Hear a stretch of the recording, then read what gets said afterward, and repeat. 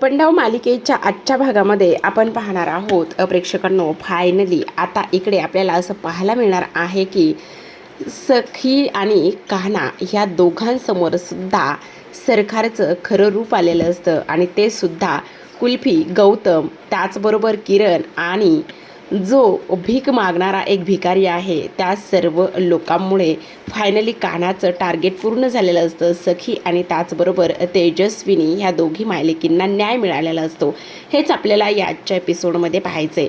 तर आता आपण मालिकेमध्ये पाहतोय सुरुवातीला इकडे गौतम कान्हाला म्हणत असतात, खरंच कान्हा, आज तू ह्या ज्या काही गोष्टी केल्या आहेस ना, त्यामुळे खरंच आज ना सगळ्या गोष्टींचा उलगडा झाला आहे. आणि तुला एक गोष्ट सांगू का, खरंच तू हे सगळं काही केलं आहेस ना, त्यामुळे आता मला तर विश्वासच बसत नाही की ह्या सगळ्या गोष्टी तू घडून आणल्यास म्हणून. तेव्हा आता इकडे तो म्हणत असतो, हो, कारण ते सगळं करणं गरजेचं होतं आणि त्याचबरोबर सरकारचा हा मुखोटासुद्धा उतरवणं ते सुद्धा तेवढंच जास्त गरजेचं होतं, असं सुद्धा आता इकडे तो बोलत असतो. पण आणखी हे इथेच एवढ्यातच थांबत नाही आहे.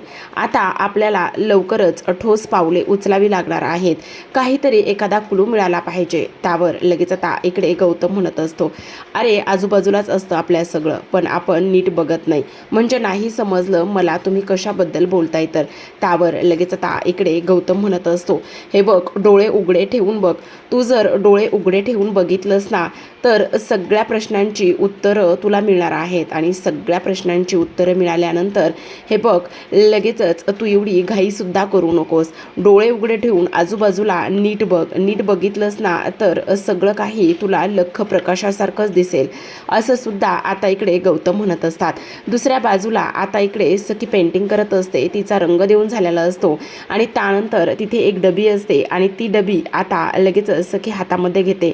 आता ती डबी सखीने हातामध्ये घेतल्यानंतर आपण पाहतो की इकडे ती म्हणत असते, ही डबी नेमकी कशाची असेल आणि इथे ही डबी काय करते. जाऊ दे, मी काय करते, ही डबी ना कान्हा जिजूलाच नेऊन दाखवते, असा कुल्फी विचार करते. दुसऱ्या बाजूला आपण पाहतो की आता इकडे जो काही आपला कान्हा आहे त्या कान्हाने मात्र सखीकरिता इथे मंचुरियन आणलेलं असतं, मंचुरियन सूप आणलेलं असतं. आणि जेव्हा मंचुरियन सूप तो घेऊन येतो त्याच वेळेला आता इकडे आपण पाहतो की लगेचच सखी म्हणत असते, अरे वा, तुला कसं समजलं की मला हेच सूप खायचं होतं. तेव्हा लगेच आता इकडे तो म्हणत असतो, हो, कारण मला माझ्या बायकोची पूर्ण इथे गोष्ट माहिती आहे ना, पण याच्यामध्ये ना ड्राय नूडल्ससोबत असते ना तर अजूनच मजा आली असती. असं म्हणता क्षणी आता लगेचच कान्हा पाठीमागे ठेवलेले ड्राय नूडल्स काढतो आणि तो सखीला देत असतो. आता सखीला दिल्यानंतर सखी म्हणत असते, बापरे कान्हा, तुला कसं रे माझ्या मनातलं सगळं काही कळतं. आणि मला खरं सांगू का, इथे हीच गोष्ट आत्ता खाण्याची इच्छा झाली होती आणि तू ती पूर्ण केली आहेस. खरंच मला ना फार आनंद झाला आहे ह्या सगळ्या गोष्टींचा. त्यावर लगेच आता इकडे दोघेही जण ते सूप एन्जॉय करत असतात. आता दोघेही जण सूप एन्जॉय करत असताना आपण पाहतो की इकडे कान्हा म्हणत असतो, ते सगळं ठीक आहे, पण आता चौथ्या फेरीचा सुद्धा विचार केला गेला पाहिजे. चौथी फेरी सुद्धा आपल्यालाच जिंकायची आहे आणि त्या सर्व गोष्टींचा विचार इथे केला पाहिजे, असं सुद्धा आता इकडे तो बोलत असतो. त्याच वेळेला चौथी फेरी हे ब्लॅकबोर्डवर लिहिलेलं दिसतं आणि तेव्हा सखी म्हणत असते, नाही समजत आहे आता काय करायचं आणि कशा पद्धतीने हे सगळं शोधून काढायचं, तोच विचार मी सुद्धा करत आहे. तेव्हा कान्हा म्हणत असतो, काळजी करू नका सखी मॅडम, नक्कीच आपल्याला काहीतरी इथे पर्याय सापडेल आणि काहीतरी पर्याय सापडल्यानंतर आपण सुद्धा अगदी त्या सगळ्या सत्याच्या लवकरच जवळसुद्धा जाऊन पोहोचू, असं सुद्धा आता इकडे तो बोलत असतो. आणि तेव्हा सखी म्हणत असते, ते सगळं ठीक आहे कान्हा, पण तरीसुद्धा मला फार काळजी वाटते रे. आता बघ ना, चौथी फेरी आहे आणि त्याचबरोबर सगळं व्यवस्थित झालं पाहिजे, आपल्याला पाहिजे तसा रिझल्टसुद्धा मिळाला पाहिजे. तेव्हा कान्हा म्हणत असतो, हा कान्हा आहे ना, मग तुम्हाला काळजी करण्याची काहीच गरज नाही. आत्तापर्यंत 3 फेऱ्या ह्या व्यवस्थित झाल्यात ना, मग आता ही सुद्धा फेरी व्यवस्थितच होईल, तुम्ही नका काळजी करू. तेवढ्यातच तिथे कुल्फी आलेली असते आणि कुल्फी आल्याबरोबर ती म्हणत असते, हे सखी दिदी, सखी दिदी. तेव्हा लगेच आता सखी म्हणत असते, अरे वा वा वा, खरंच किती सुंदर ड्रॉइंग काढलंस ग तू, खरंच तुला मानलं पाहिजे बरं का. असं म्हटल्याबरोबर ती म्हणत असते, छान आहे ना हे ड्रॉइंग. तेव्हा कान्हा म्हणत असतो, खरंच तर कुल्फी किती छान आहे हे ड्रॉइंग. तेव्हा कुल्फी म्हणत असते, नाही, मी तुझ्यासोबत कट्टी आहे. का माझ्यासोबत का कट्टी आहेस. तेव्हा ती म्हणत असते, कारण तू मला प्रॉमिस केलं होतंस की तू मला कलर्स आणून देशील म्हणून, पण तू मला कलर्स काही आणूनच दिले नाही आहेस. त्याच वेळेला आता कान्हा म्हणत असतो, सॉरी सख्खी, सॉरी कुल्फी, मी ना विसरलो, मी आत्ता जातो आणि लगेचच तुझ्याकरिता कलर्स घेऊन येतो. तेव्हा आता लगेच कुल्फी म्हणत असते, नाही त्याची काहीच गरज नाही आहे, माझं ड्रॉइंगसुद्धा कंप्लीट झालेलं आहे आणि हे बघ ना मला काहीतरी सापडले. असं म्हणून ती आता कान्हाच्या हातामध्ये त्या सापडलेल्या लेन्सचा जो काही छोटा बॉक्स आहे तो देत असते. इकडे दुसऱ्या बाजूला सरकार तिच्या खोलीमध्ये गेलेली असते आणि सरकार खोलीमध्ये गेल्यानंतर आरशासमोर उभी राहते. तिथे असलेल्या त्या टेबलवरती बसते आणि त्यानंतर तिच्या लेन्स ती इथे शोधत असते. आता लेन्स शोधत असताना आपण पाहतो की इकडे तिला काही केल्या लेन्स मात्र सापडत नसतात. तिथेच तिचा नेहमीप्रमाणे ठेवलेला हाताशीच एक बॉक्स असतो, पण बॉक्स मात्र आता न सापडल्यामुळे इथे सरकारची फारच जास्त चिडचिड होत असते. असं कसं शक्य, मी तर हा बॉक्स इथेच ठेवला होता, मग तो बॉक्स कसा काय सापडत नाही, असा सुद्धा इकडे आता ती विचार करते. आणि ह्या सगळ्या गोष्टींचा विचार केल्यानंतर लगेचच इकडे दुसऱ्या बाजूला कुल्फी त्या ज्या लेन्सचा बॉक्स आहे तो कान्हाच्या हातामध्ये देते आणि ती म्हणत असते, मी जेव्हा ते पेंटिंग करत होते, रंग देत होते ना, तेव्हा मला हे तिथे सापडलेलं आहे. आता हे कोणाचं आहे मला माहिती नाही आहे. तेव्हा तो म्हणत असतो, अरे हे तर लेन्स आहेत आणि ह्या लेन्स कुणाच्या आहेत. तेव्हा ती म्हणते, नाही माहिती, मी तिथे टेबलवर हे ड्रॉइंग काढत होते ना त्यावेळेस मी ते पाहिले, पण हे कोणाचं आहे. त्याच वेळेला आता इकडे तो त्या लेन्स घेतो आणि म्हणत असतो, बहुतेक कोणीतरी घरामध्ये वापरत असावं. तेव्हा सखी म्हणत असते, नाही रे कान्हा, घरामध्ये तर कोणीच नाही वापरत. मग तेव्हा तो म्हणत असतो, मग कोणीच घरामध्ये वापरत नाही तर मग ह्या लेन्स ज्या आहेत ना त्या इथे कशा काय आल्या, असा सुद्धा आता कान्हाच्या मनामध्ये प्रश्न निर्माण झालेला असतो. तर आता इकडे दुसऱ्या बाजूला आपण पाहतो की जी काही तेजस्विनी आहे ती आता शांतपणे झोप झाल्यानंतर दुसऱ्या दिवशी सकाळी उठते आणि दुसऱ्या दिवशी सकाळी उठल्यानंतर आता देवाकडे एक प्रार्थना करत असते. खरं तर ना इथून पुढे सगळं चांगलंच होऊ दे. एवढे दिवस मी माझ्या मुलीपासून इकडे दूर राहिलेले आहे, पण देवा परमेश्वरा आज इकडे मला माझ्या मुलीची भेट होऊ दे, तिला सत्याची जाणीव होऊ दे आणि ह्या खऱ्या खोट्या मनस्विनीचा अंत होऊ दे. आणि तुला सांगू का, तिने मला आत्तापर्यंत फार त्रास दिलाय, पण आता मला तिचं काही नकोय, मला माझ्या हक्काचं हवंय सगळं. मला माझी मुलगी हवी, त्या मुलीचा विश्वास हवाय, त्या मुलीवर प्रेम करण्याची मला इथे आता ताकद मिळू दे आणि त्याचबरोबर अधिकारसुद्धा मला हवाय, असं तेजस्विनी म्हणत असते. आणि त्याचबरोबर देवा परमेश्वरा, एवढ्या दिवसाची ही तपश्चर्या माझी संपू दे रे, खूप काही खस्ता खाल्ल्यात मी, असं म्हणून आता ती आवरायला घेत असते. दुसऱ्या बाजूला आपण पाहतो की नेहमीप्रमाणे ठरल्याप्रमाणेच कान्हा इथे किरणला भेटायला गेलेला असतो आणि ठरल्याप्रमाणे कान्हा किरणला भेटायला गेल्याच्या नंतर आता कान्हा म्हणत असतो, खरं सांगू का, काय करावं ना त्या गोष्टी समजतच नाहीत. त्याच वेळेला आता इकडे किरण म्हणत असतो, हे बघ, ह्या सगळ्या गोष्टींचा एवढा विचार करू नकोस. तेव्हा कान्हा म्हणत असतो, कसा विचार करू नको. त्यावर किरण म्हणत असतो, अरे तुला असं वाटतंय का की ती सरकार एवढ्या सहजासहजी हारेल म्हणून? अशक्यच नाही आहे, ती सरकार आहे. आणि त्यावर तुला एक गोष्ट सांगू का, एवढे दिवस झालं ती सगळ्यांच्या डोळ्यात धूळ फेकून एवढं सगळं तिच्या मनासारखं करून घेते, मग तुला असं वाटतंय का की ती आत्तासुद्धा एवढ्या सहजासहजी तिच्या हातामध्ये असलेला सगळा तो कारभार ती जाऊ देईल? असं होणं मुळात शक्यच नाही, असं सुद्धा आता इकडे तो बोलत असतो. त्याच वेळेला आता इकडे ती म्हणत असतो, हो ते तर अगदीच बरोबर आहे, तू बोलतोयस ना त्या सर्व गोष्टी अगदी बरोबर आहेत, पण काहीतरी केलं तर पाहिजे ना, काहीतरी शांत बसून नाही चालणार, असं सुद्धा आता इकडे तो बोलतो. त्याच वेळेला चहा पिऊन झाल्यानंतर किरण म्हणत असतो, मी पैसे देतो थांब. किरण पैसे द्यायला जातो, तेवढ्यातच एक आंधळा माणूस तिथे येतो. हा आंधळा नसतो बरं का, नाटक करत असतो. त्याची स्टोरी आपण ऐकूयात. आता तो कान्हासमोर येतो आणि कान्हाला म्हणत असतो, ऐका ना, ऐका ना, ह्या भिकाऱ्याला, ह्या गरिबावर दया करा, मला काही पैसे द्या ना. तेव्हा कान्हा त्याला म्हणतो, तुम्हाला मी काही खायला देऊ का घेऊन? तेव्हा तो म्हणतो, नाही नको, पैसे द्या. तेव्हा लगेच कान्हा आता त्याच्या पॉकेटमधले काही पैसे देतो आणि तेवढ्यात किरण येतो आणि म्हणतो, पुन्हा तुला ह्यानी गंडवलं का? अरे तुला सांगू का, हा परवा लंगडा होता, आज आंधळा आहे, तेवढ्यातच तुला बघायचं आहे का? तेव्हा आता किरण त्याच्याकडे जातो, त्याची पर्स घेतो आणि लगेचच तो कान्हाकडे फेकतो. आता कान्हा ती पर्स झेलतो आणि तेवढ्यातच तो आंधळा माणूस धावत धावतच येत असतो आणि कानासमोर उभा राहतो. आणि कानासमोर उभा राहिल्याबरोबर आता लगेचच कान्हा त्याच्या डोळ्यावर असलेला तो काळा चष्मा काढतो आणि काळा चष्मा काढल्याबरोबर लगेच तो माणूस कानाकडे पाहत असतो. तेव्हा कान्हा म्हणत असतो, हे सगळं काय आहे? तुमची हिंमत कशी झाली हे सगळं काही असं करण्याची? त्यावर किरण म्हणत असतो, काय आता ह्याला पोलीस कंप्लेंट करून पोलिसातच दिलं पाहिजे, असं इकडे आता तो बोलतो. दुसऱ्या बाजूला आपण पाहतो की आता तेजस्विनी थोडीशी फ्रेश झालेली असते आणि तेव्हा तिला आता आंघोळीला जायचं असतं.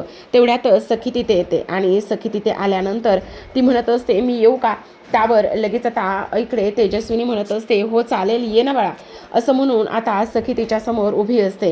तुम्ही फ्रेश व्हायला चाललात ना आंघोळीला, मग मी तुम्हाला तयार करू का? तेव्हा तेजस्विनी म्हणत असते, हो चालेल ना, मला माझ्या मुलीनं तयार केलेलं मला आवडेलच, का नाही आवडणार? तेव्हा ती म्हणत असते, मग मी आज तुम्हाला एक साडी देते जी की मी म्हणेल ती तुम्ही साडी घालाल का, नेसाल का? तेव्हा लगेच आता इकडे ती म्हणत असते, हो चालेल ना, का नाही घालणार, असं म्हणून आता इकडे लगेचच जी सखी आहे ती तेजस्विनीकरिता एक साडी देत असते. आणि साडी दिल्यानंतर आता तेजस्विनी म्हणत असते, अगं ही तर माझ्या आवडीची साडी आहे. आणि तेव्हा सखी म्हणत असते, हो ही माझ्या आईच्या आवडीची साडी आहे. आणि तेव्हा ती म्हणत असते, हो ही साडी माझ्याच आवडीची आहे आणि मला कशी नाही माहिती असणार, असं ती बोलत असते. आणि त्याच वेळेला ती म्हणत असते, ठीक आहे, मी पटकन जाऊन फ्रेश होऊन येते, असं म्हणून आता तेजस्विनी आंघोळ करून आंघोळीला गेलेले असते.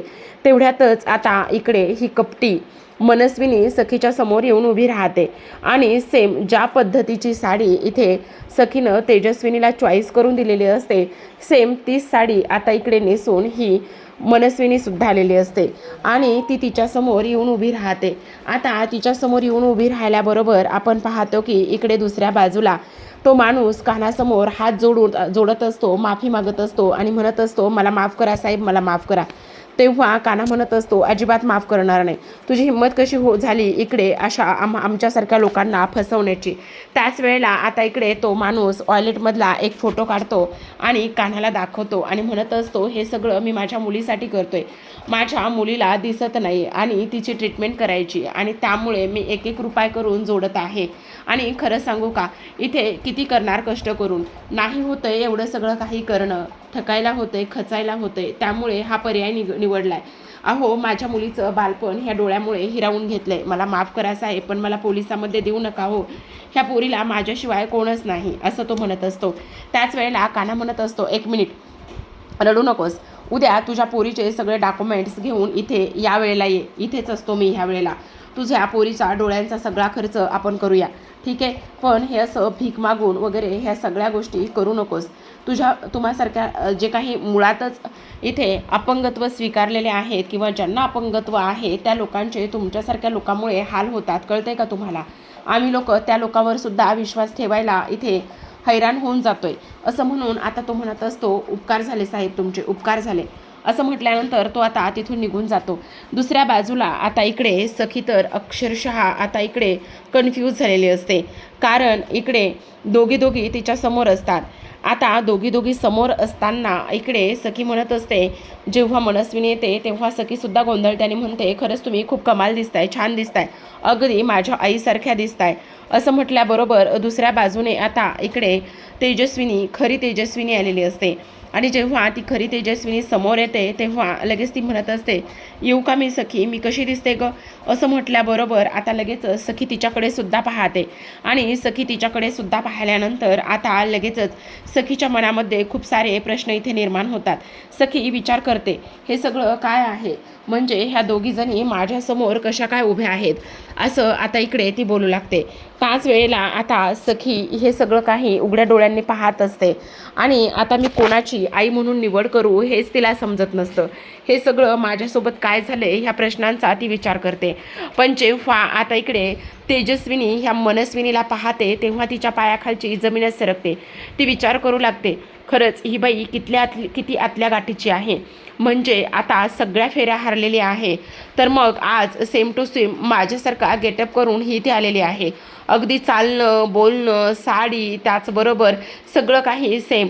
आणि जेव्हा हे सगळं काही तेजस्विनी तिच्याकडे पाहते तेव्हा तिलासुद्धा धक्काच बसतो. आता इकडे मग तेजस्विनी रडायला लागते आणि म्हणत असते, सखी सखी बाळा, हिच्यावर विश्वास ठेवू नको. अगं तूच मला ही साडी नेसायला दिली आहेस ना, आणि तू आत्ता विसरली आहेस का? दुसऱ्या बाजूला आपण पाहतो की आता कान्हा आणि किरण हे दोघे जण बोलत असतात आणि तेव्हा कान्हाला आता एक गोष्ट लक्षात येते. तो माणूस आणि त्याचबरोबर त्या माणसाने तिच्या मुलीची गेलेली दृष्टी आणि सोबतच इकडे गौतमने सांगितलेलं ते सगळं काही. आणि तेव्हा सरकारने इथे सांगितलं होतं गौतमला, गौतम बघ माझ्या डोळ्यात बघून बोल, गौतम माझ्या डोळ्यात बघून बोल, असं सरकार त्याला हिनावत होती, सांगत होती. त्याच वेळेला आता कुल्फीने त्या कानाकडे आणलेल्या लेन्स आणि त्या लेन्स हातामध्ये घेतल्यानंतर गौतमने ते घातलेलं कोडं डोळे उघडे ठेवून बघ, आजूबाजूला बघ, डोळ्यात डोळे घालून बघ, म्हणजे तुला तुझ्या प्रश्नांची उत्तरं मिळतील. तर तिथेच बाजूला भिंतीला एक रंग देणारा माणूस असतो आणि कान्हाचं लक्ष पुन्हा त्या रंगाकडे जातं आणि पुन्हा लगेच आता कान्हा म्हणत असतो, मिळाले, सर्व प्रश्नांची उत्तरं अगदीच व्यवस्थित मिळालेली आहेत. आता बोला श्री रामचंद्र की जय, असं तो म्हणत असतो. त्याच वेळेला आता इकडे किरण म्हणत असतो, म्हणजे काय काय झालेलं आहे, तुला कोणत्या आणि कसल्या प्रश्नांची उत्तरं मिळालेली आहेत? आणि त्याच वेळेला इकडे आता तो म्हणत असतो, हो मला तर प्रश्नांची उत्तरं मिळालेलीच आहेत आणि आता काळजी करण्याची काहीसुद्धा इकडे गरज नाही, असं सुद्धा आता इकडे तो बोलत असतो. आता कान्हाला सर्व प्रश्नांची उत्तरं मिळालेली असतात. तर आता प्रेक्षकांनो इकडे दुसऱ्या बाजूला आपण पाहतो सखीला आता काय करावं काय नाही ह्या गोष्टी समजत नसतात. सखी दोघींच्या पुढे अडकलेली असते आणि जेव्हा सखी दोघींच्या पुढे अडकते तेव्हा ती आता इकडे खूपच मोठ्या संकटात असते. दोघी जणी तिच्या परीने तिला समजावण्याचं काम करत असतात. त्या म्हणत असतात, सखी हे बघ मी खरी तुझी आई आहे, माझ्याकडे बघ बघ माझ्याकडे बघ, अगं तू आत्ताच मला साडी नेसायला दिलीस ना, असं म्हणून आता सखी लगेचच खाली त्या खोलीतून बाहेर निघून जाते आणि तेव्हा सगळेजण तिथे जमलेले असतात. त्याच वेळेला आता इकडे हे सगळं खूपच जास्त कन्फ्यूज झालेलं असतं. ही गोष्ट एव्हाना सर्वांच्या लक्षात आलेली असते. तर आता दोघी जणी दोन बाजूला उभ्या असतात. तेजस्विनी म्हणत असते, मी तुझी खरी आई आहे, तर मनस्विनी म्हणत असते, नाही ग मी तुझी खरी आई आहे, माझ्यावर विश्वास ठेव बाळा, माझ्यावर विश्वास ठेव, ही मुलगी तुला फसवते, तू माझ्यावर विश्वास ठेव, हिच्यावर अजिबात तू विश्वास ठेवू नको, असं सुद्धा आता इकडे ती बोलत असते. आणि ह्या सगळ्या गोष्टी बोलल्यानंतर आता इकडे ती म्हणत असते, नाही तुम्ही शांत बसा, मी तुमच्यावर अजिबात विश्वास ठेवणार नाहीये, तुम्ही असं का करताय, ह्या सगळ्या गोष्टी आता इकडे ती बोलत असते. त्याचबरोबर आपण पाहतो की इकडे आता हे सगळं काही होत असताना सखी मात्र फारच जास्त कन्फ्यूज असते आणि कन्फ्यूज असताना आता इकडे जो काही गौतम आहे तो म्हणत असतो, खरं तर आता इकडे हे सगळं अशा पद्धतीने व्हायला नकोय, पण हे सगळं अशा पद्धतीने झालंय त्यामुळे आता खरी तेजस्विनी शोधणं फारच जास्त कठीण झालेला आहे. आता खरं तर हा सगळा काही ह्या बाईचाच डाव आहे, असं सुद्धा आता इकडे ती लोक बोलत असतात. आणि ह्या सगळ्या गोष्टी बोलल्यानंतर आता ह्या दोघी जणी रडायला लागतात. तेजस्विनी रडत असते तर मनस्विनी सुद्धा रडत असते. मग आता खरी तेजस्विनी कोण हे पाहणं फार कठीण असतं. तर आता प्रेक्षकांनो आजच्या भागामध्ये एवढंच. उद्याचा भाग तर फार इंटरेस्टिंग असणार आहे बरं का. आणि ते जर तुम्हाला पाहायचं असेल आणि हा सुद्धा व्हिडिओच्या माध्यमातून एपिसोड पाहायचा असेल तर एक गोष्ट करा, आणि ती म्हणजे आता तुम्ही इकडे लगेचच आपल्याला ₹1 पाठवून खाली डिस्क्रिप्शनमध्ये दिलेल्या नंबरवर ₹1 पाठवा आणि त्याचबरोबर या व्हिडिओचा आनंद मोफतरित्या तुम्ही घेऊ शकता. फक्त ₹1 तुम्हाला 3 एपिसोड पाहायला मिळणार आहेत. तर आता उद्याच्या भागामध्ये आपण पाहतो की इकडे जो काही आपला कान्हा आहे, कान्हाने रामनवमीची इथे पालखी आणलेली असते आणि रामनवमीची पालखी आणल्यानंतर तो म्हणत असतो, आता प्रभू श्री रामचंद्र की जय, असं म्हटल्यानंतर आता सगळं काही खरं ते खरं आणि खोटं ते खोटं हे सगळं काही इथे होणार आहे. सगळ्या गोष्टींचा पर्दाफाश होणार आहे. आणि त्याचबरोबर इकडे आता काही जरी झालं ना तरी सुद्धा सगळ्या गोष्टी अशा पद्धतीने होतील की काही विचारूच नका, असं सुद्धा आता इकडे तो बोलत असतो. आता हे सगळं काही झाल्यानंतर आपण पाहतो की इकडे लगेचच जो काही कान्हा आहे तो कान्हा इथे आता गुलाल उधळतो आणि कान्हा गुलाल उधळत असताना आता लगेचच तेजस्विनीच्या डोळ्यामध्ये गुलाल जातो आणि तेजस्विनीच्या डोळ्यामध्ये गुलाल गेल्यानंतर आपण पाहतो की इकडे लगेचच तेजस्विनी इथे कानावर ओरडते आणि कानावर ओरडल्यानंतर तिच्या डोळ्यातली लेन्स जी आहे ती खाली पडते आणि त्याच वेळेला सखी ती लेन्स हातामध्ये घेते. आता सखी ती लेन्स हातामध्ये घेतल्यानंतर लगेचच आता इकडे ती म्हणत असते, मनस्विनी मावशी आता तुझा खेळ खल्लास झालेला आहे, तुझी ही लंका आता मी जाळणार आहे असं सुद्धा आता इकडे ती बोलत असते. आता ह्या सगळ्या गोष्टी बोलल्यानंतर लगेचच आता आपण पाहतो की खऱ्या मनस्विनीला मात्र फारच जास्त आनंद झालेला असतो. प्रेक्षकांनो, अशाच नवनवीन मालिकांचे अपडेट्स पाहायचे असतील तर नक्की चॅनलला सबस्क्राईब करा आणि शेवटी कान्हाने हे सर्व सत्य समोर आणलेलं असतं. तर पाहत राहा लपंडाव.